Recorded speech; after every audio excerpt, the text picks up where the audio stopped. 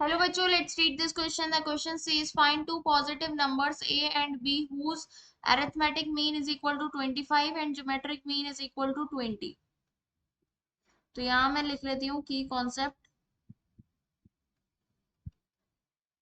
कि arithmetic mean of a and b is equals to होता है a plus b upon 2 और geometric mean of a and b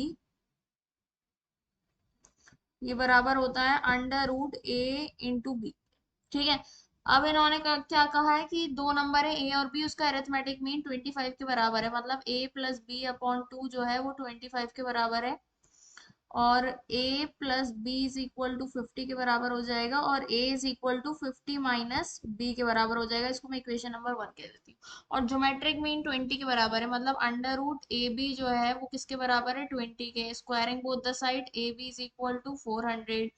अब मैं यहाँ पर क्या करूंगी, फ्रॉम इक्वेशन 1 ए की वैल्यू रख दूंगी। फ्रॉम इक्वेशन 1 ए हमारा किसके बराबर है 50 minus B, 50 minus B into B is equals to 400 और यहाँ से मेरे पास आ जाएगा 50b minus B square is equal to 400 और बी स्क्वायर माइनस का 50b प्लस का 400 इज इक्वल्स टू 0। इसको हम फैक्टर्स करते हैं तो बी स्क्वायर माइनस का 40b माइनस का 10b प्लस का 400 इज इक्वल्स टू 0।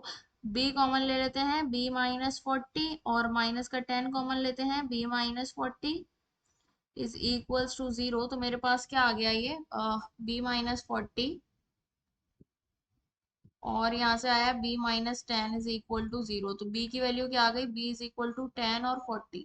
तो b जब 10 होगा तो हमारे पास a क्या होगा, a इज इक्वल टू 50 माइनस b है ना। a इज इक्वल टू हमारे पास 50 माइनस b है, तो b जब 10 होगा तो a की वैल्यू क्या आ जाएगी 40 के बराबर आ जाएगी। ठीक है। और अगर हमारे पास b की वैल्यू 40 के बराबर है, b इज इक्वल टू 40 है, तो a क्या आएगा, a इज इक्वल टू हमारे पास आएगा 50 माइनस 40, 50 माइनस 40 मतलब 10 के बराबर। तो हमारे टू नंबर्स क्या हो जाएंगे, टू नंबर्स आर 40 एंड 10 और यही हमें फाइंड आउट करने थे। So the final answer is two numbers are 40 and 10। Hope you understood it well. Best of luck. Thank you.